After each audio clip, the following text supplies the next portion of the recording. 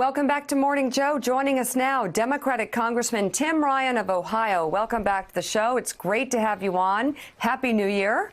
I want to start with the business of what's going on in Washington. Are you guys going to reopen the government? And what's the Democrats' best outcome in terms of trying to solve the shutdown crisis? Well, I think we're offering a very reasonable proposal that the Senate, Republican Senate, has already voted for. And the opportunity here, I think, for Democrats is really to look responsible, to look like we want to open the government, we want to sit down and talk, we want to figure out how to make a deal with the president. And I think he's going to be in a lot of trouble if he continues to look like he's the obstructionist. He's the one that can't be reasoned with. He's the one that really doesn't want to make a deal. That's the opportunity here politically. But the problem is we got to get the government up and running. And so with Nancy Pelosi at the helm, are those who were skeptical of Nancy Pelosi at one point or another now united behind her, including you? Yeah, absolutely. You know, I don't think anyone at any point questioned her ability to negotiate, for her to be in rooms like the one she's going to be in today, like the one she was in last week, and be as effective as anybody else in our caucus or in our party. And I think that Donald Trump, I think, understands that now. And we have all the confidence that she will advocate on our behalf and get the best deal possible for the American people. Hey, Congressman, tell me if I'm wrong when I'm sitting here thinking to myself, well, this is just going to be an extended version of Groundhog Day, that it's going to be a different side. You guys, the Democrats, you are going to do your job. You are going to pass a budget tomorrow. You are going to pass a continuing resolution to fund the government through September and Homeland Security through February. But at the end of the day, nothing will get done again, over and over and over. That's my fear too. You know, we're dealing with someone who is dishonest. I think, as Mika articulated earlier, you could make a deal in a room with a handshake, and by the time he's out of the room, the deal's over. He's in front of the camera. And let's just put this all in perspective. The main problem here is he's worried about the investigation that's breathing down his neck right now. So his only goal is to appeal to Ann Coulter, Laura Ingraham, and Rush Limbaugh. We saw the flip-flop a week or two ago when they didn't like the deal he was going to make, and he changed immediately. He feels like he has to protect that base because he fears what's coming down the pike in the investigation. And as long as that's the case, you have the tail wagging the dog, and we are going to get government from Rush Limbaugh's studio in South Florida. Representative Ryan, this is Eddie Glaude from Princeton University. I saw your impassioned speech on the floor of the House on December 21st, where you said that the other side had amnesia. Given who your partners are, what agenda should be the Democratic Party's agenda? What should you guys try to get done, given the scenario that we might just describe, the situation, the environment you just described? What should you do in this moment? What should the party be doing? Well, I think we need to push a real robust economic agenda that will appeal to everybody in the country. I mean, you talk about infrastructure. We have people losing their pensions. We still have people who can't retire properly. The American people, most of them, are barely keeping their nose above water.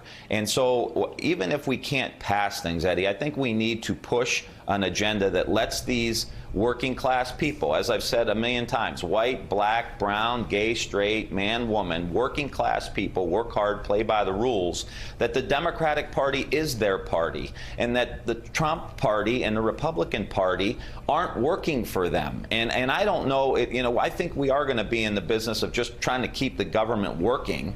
But if we can come to an agreement on infrastructure, a couple key things, let's try to do that. But again, we turn around and the Republicans say, well, we don't have any money. Well, they just gave a $2.3 trillion tax cut that went primarily to the top 1, 2, 3, 4, 5% of the people in the country. So it's very difficult now. But the most important thing is for us really to reconnect the working class people and let them know they need to be voting for and supporting Democrats. Congressman Ryan and Rick Tyler, I want to talk about the working class district who live in your district in Northeast Ohio. And it seems to me those voters are very emblematic of voters that live in Wisconsin, Michigan, Pennsylvania, just to name a few random states. And a lot of those voters voted for Trump, and they're the reason Trump is president today. What is your appeal to those voters? And you know them well because you live among them, to keep those voters away from Donald Trump and to support the Democratic nominee, whoever it may be. What is the message to them? Well, the shine's off the apple with the president, I will say. We just had a factory that's closing down here, a General Motors auto factory. The economic issue has got to be the issue. They don't want to hear him shut down the government over a border wall while they're barely being able to make ends meet.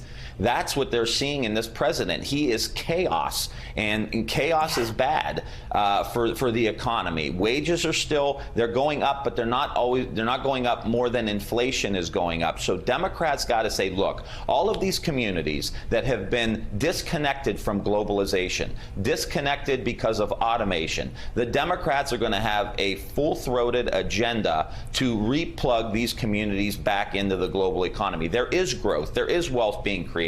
It's just only happening to a few percent in the country. And the Democratic Party in Wisconsin, in Michigan, in Ohio, we're going to help that happen. And there are industries that are growing, not to get too much into the weeds, but wind and solar and additive manufacturing. These industries are growing by 30%, but yet venture capital only goes, 80% of it only goes to 3 states. Where's the agenda to get that private capital back into these states so that we can have private sector jobs being created? Look, the government has its responsibility, but we, as Democrats, we've also got to be for growth and business and new job creation and startups and entrepreneurship so that the construction trades can build buildings for these new factories and these new buildings that will house the work. We've got to get that agenda moving. We've got to clean up communities. There's still too much blight. Infrastructure's not what it should be. We got a big agenda that we can push, and I think those working class people will move back into the Democratic fold if that's the focus of our agenda. Congressman Kimberly Atkins has a question for you. Kimberly.